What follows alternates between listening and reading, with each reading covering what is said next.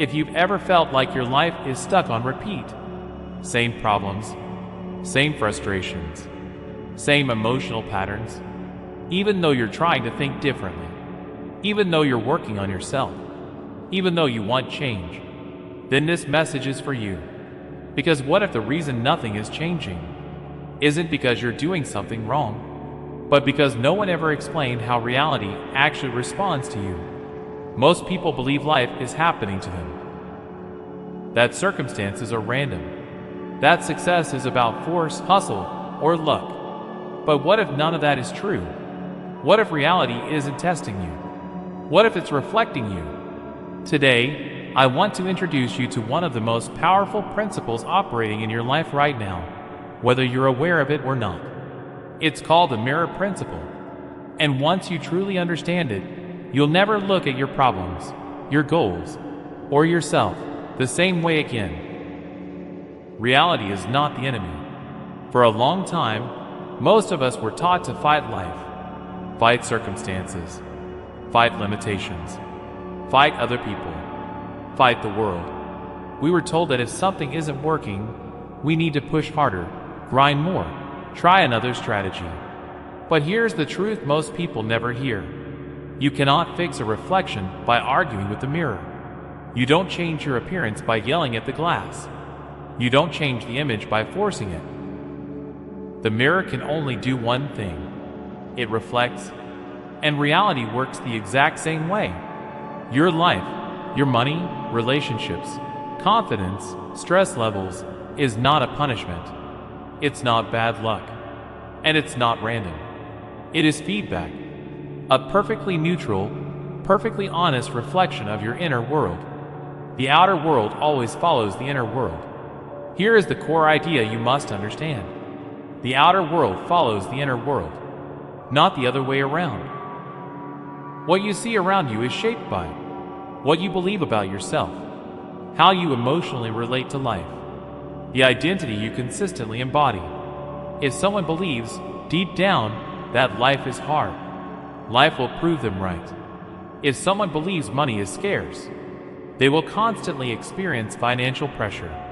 If someone believes they're not enough, reality will send endless evidence to support that belief. Not because life is cruel, but because the mirror always agrees with you. You don't get what you want, you get who you are. This is where most people get stuck. They try to want better results, without becoming a different version of themselves internally. They want abundance, but still identify as someone who struggles. They want confidence, but still see themselves as small or unworthy. They want peace, but internally live in resistance. And the mirror responds honestly, because reality doesn't respond to words. It responds to identity. You don't get what you desire. You get what you are being. Why changing your thinking isn't enough. At this point, you might be thinking, but I've tried positive thinking. I've done affirmations. I've worked on my mindset. And yet, nothing changed. Here's why. Reality doesn't instantly update like a screen refresh. There is a delay. Your physical world is an energetic history. It reflects who you have been, not who you decided to be yesterday. That delay exists for a reason. If every thought instantly manifested, life would be chaos. Every doubt, every fear, every emotional reaction would instantly appear. Instead, reality waits. It gives you time to stabilize a new identity. The echo effect. Think of it like shouting into a canyon. You speak. Then, a moment later, the echo returns. If you change what you say, the old echo still comes back for a while. This is what confuses people. They shift internally, but reality still shows them old results. So they assume nothing is working. And in that moment of doubt, they abandon the new identity, which restarts the old cycle. The key is loyalty. You must stay loyal to who you're becoming, even while the old reflection is still fading. The mirror reflects content, not emotion. Here's another critical insight most people miss. The mirror doesn't reflect how strongly you feel something. It reflects what you're focused on. If you constantly complain about bills, stress, being tired, feeling stuck, the mirror doesn't reflect your frustration. It reflects the topic of your attention. More bills, more stress, more reasons to feel stuck. This is why complaining feels validating, but creates more of what you don't want. The mirror is obedient, not intelligent.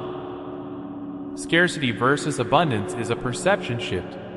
Abundance isn't about having more. It's about seeing differently. Two people can have the same circumstances. One feels grateful, the other feels deprived. And their futures will be completely different. Because what you appreciate grows. What you resist persists.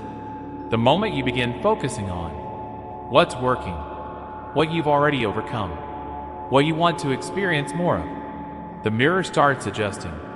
Slowly, quietly, relentlessly, the identity question that changes everything. Here's an exercise that transforms everything. Ask yourself, who am I being when my life is working? Not what you have, not what you do, who you are. How do you think? How do you move through the day? How do you respond to challenges? Now ask, what identity am I practicing right now? Because identity is not something you wait for. It's something you rehearse. Why elites don't fight reality? The most successful people aren't forcing life. They're working with the mirror. They don't obsess over circumstances. They shape identity. They understand. If I become the version of me that naturally lives this reality, reality has no choice but to follow. That's not motivation. That's physics of consciousness. The moment you stop watching the reflection, here's where real change begins. Most people do this cycle. Observe reality, react emotionally, reinforce identity, get same reflection. Creators reverse it. They choose identity first, then ignore old reflections, then confirm small changes. Then reality reorganizes. You don't deny reality. You just stop letting it define you. Now let's take this to the next level. Because understanding the mirror principle intellectually is one thing, but using it consciously, that's where your life actually begins to change. This is where most people miss it. They understand the idea. They nod their head. They feel inspired. And then they go right back to watching the reflection, right back to reacting, right back to old habits, right back to letting circumstances define who they are. So now we're going to talk about how to reverse the cycle. The mirror cycle most people are trapped in. Here's the default pattern almost everyone lives in. First, you observe reality. Bills arrive. Someone disappoints you. Your body feels tired. Your bank account stresses you out. Then you form an internal image based on what you see. This always happens to me. I can't catch a break. Things never really work out. Then the mirror reflects that image back to you, and the cycle continues. Most people never realize they're trapped in this loop. They think they're responding to life, but they're actually reinforcing it. Why strategies don't work without identity change. This is why people jump from one job to another, one relationship to another, one business idea to another, and nothing ever truly changes. Because no strategy can override identity. You can change locations. You can change tactics. You can change environments. But if you bring the same internal identity with you, the mirror recreates the same experience. Different setting, same pattern. Becoming a creator instead of a reactor. To change your life, you must reverse the cycle. Creators do this instead. They choose the image first. Before circumstances agree, before evidence appears, they decide, this is who I am now. This is how I relate to life. This is the frequency I live in. And then, this part is critical. They stop taking the current reflection personally because they understand. What I see now is just delayed feedback from the past. The power of turning away from the reflection. This is one of the hardest things for the mind to accept. You must stop letting today's circumstances tell you who you are, not by pretending, not by denying reality, but by recognizing timing. If you want to shape tomorrow, you must choose today. The mirror cannot argue with consistency. Small shifts are proof, not coincidence. When you reverse the cycle correctly, something interesting happens. Reality doesn't change all at once. It shifts in small confirmations. A conversation goes better than usual. Someone responds differently to you. An opportunity appears unexpectedly. You feel calmer in situations that used to trigger you. Most people ignore these moments. Creators confirm them. They say, "That's working. Something is changing. I'm on the right path." And that confirmation strengthens identity. Why confirmation is more powerful than observation. Observation keeps you trapped. Confirmation moves you forward. When you only observe, you judge. When you confirm, you reinforce. You don't need everything to change. You need enough evidence to stay loyal. That loyalty is what collapses the old cycle, becoming the dominant frequency. Here's a truth few people talk about. Every environment has a dominant frequency. Most people unconsciously adapt to it. But when you stabilize your inner state, you become the dominant signal. Just like tuning forks, just like pendulums, just like biological rhythms. Everything entrains to the strongest frequency. This is how certain people walk into a room, and the energy shifts. They're not forcing anything. They're broadcasting identity. Why this feels uncomfortable at first. When you stop reacting to reality, the mind panics. It says, "You're ignoring the problem. You're being unrealistic. This won't work." That's not intuition. That's the old identity fighting for survival. Because identities don't dissolve quietly. They dissolve through disuse.